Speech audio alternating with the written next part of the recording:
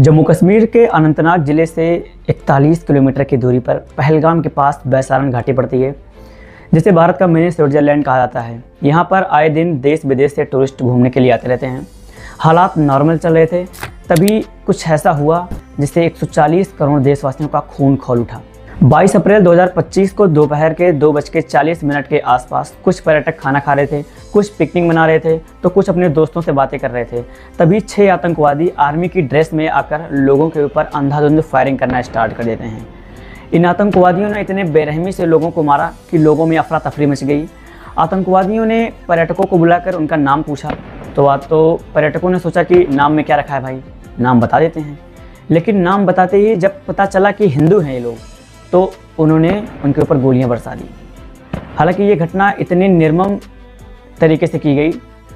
यहाँ पर लगभग 26 लोग की मृत्यु हो चुकी है, जिसमें से 26 में से 24 लोग हिंदू हैं। 20 से ज़्यादा लोग इंजर्ड हैं, जिसको स्थानीय अस्पतालों में भर्ती किया गया है। उनका भी इलाज चल रहा है। इन आतंकवादियों के पास M4 कार्बाइन, AK-47 जैसे घातक हथियार थे, जिससे इन्होंने नॉन स्टॉप फायरिंग की। एक औरत बोल रही थी कि मेरे पति को मारे हो तो मुझे भी मार दो, मुझे भी गोली मार दो। लेकिन उन्होंने कहा कि जाओ मोदी से बोलो, जाओ अपनी सरकार से बोलो।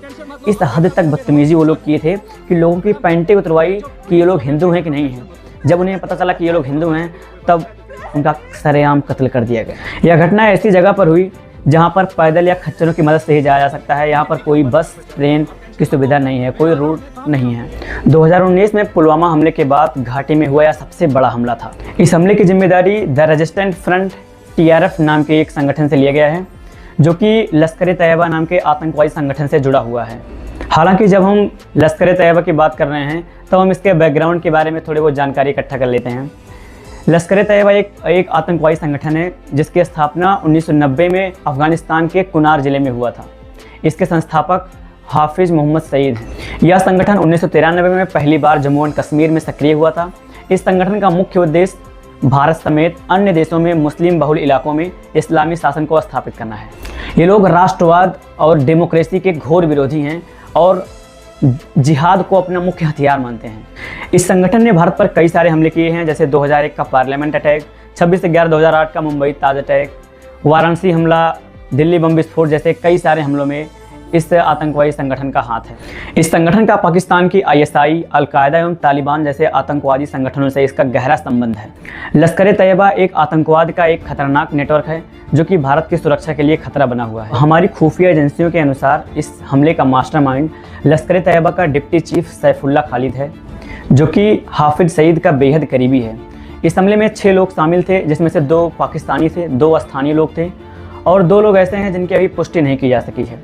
हमारी एजेंसियों ने इस हमले में संदिग्ध 3 आतंकवादियों के स्केच जारी किए हैं, जिनके नाम सुलेमान शाह, आसिफ फौजी और अबू तलहा हैं। इस हमले के पीछे की मुख्य वजह कश्मीर में डेमोग्राफिक चेंज को बताया गया है, जो कि 2019 में कश्मीर में 370 हटने के बाद भारत सरकार ने बाहरी लोगों को रहने की अनुमति दे दी थी, जिसके कारण गैर मुस्लिमों की मौजूदगी का पाकिस्तानी विरोध कर रहे हैं और यहाँ की पर्यटन अर्थव्यवस्था को ध्वस्त करने का इनका मुख्य इरादा था, क्योंकि भारत की GDP में पर्यटन की अर्थव्यवस्था एक महत्वपूर्ण रोल प्ले करती है।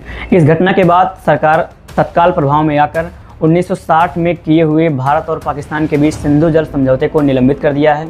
इस समझौते को निलंबित करने के तत्काल प्रभाव सीमित हो सकते हैं, क्योंकि भारत के पास सिंधु के पानी को रोकने की पूरी तरीके से अभी सुविधा नहीं है। हालांकि भारत सिंधु के जल को 10% ही रोक सकता है, फिर भी लंबे समय में पाकिस्तान पर इसका विनाशकारी प्रभाव पड़ सकता है। पाकिस्तान की 80% तक की सिंचाई सिंधु नदी पर निर्भर है और पाकिस्तान की अर्थव्यवस्था में खेती उसका 1/4 भाग है। पानी की कमी से गेहूँ, चावल और गन्ने की फसलें प्रभावित होंगी, जिससे कि खाद्य कीमतें बढ़ेंगी, जिससे छोटे किसान बर्बाद हो जाएंगे। फलों और सब्जियों के दाम आसमान छूने लगेंगे। वैसे भी पाकिस्तान में महंगाई इतनी ज़्यादा है, बेरोजगारी की कगार पर खड़ा हुआ है, इतने सारे लोग अनएम्प्लॉयमेंट है पाकिस्तान में। पाकिस्तान की GDP भी $385 बिलियन है, जो कि भारत की तुलना में 10 गुना कम GDP है। सिंधु बेसिन पर बने हाइड्रो पावर प्रोजेक्ट पाकिस्तान की बिजली का मुख्य स्रोत है। पानी की कमी से बिजली उत्पादन ठप हो जाएगा, जिससे कराची, लाहौर जैसे बड़े शहर अंधेरे में डूब जाएंगे। शहरों और गाँवों में पीने का पानी कम हो जाएगा, लोग एक एक गिलास पानी के लिए तरसेंगे। असहनीय गर्मी होगी। वैसे भी पाकिस्तान में टेम्परेचर बहुत ज़्यादा रहता है, लोग गर्मी से मरेंगे, कारखाने ठप हो जाएंगे, लोग बेरोजगार हो जाएंगे।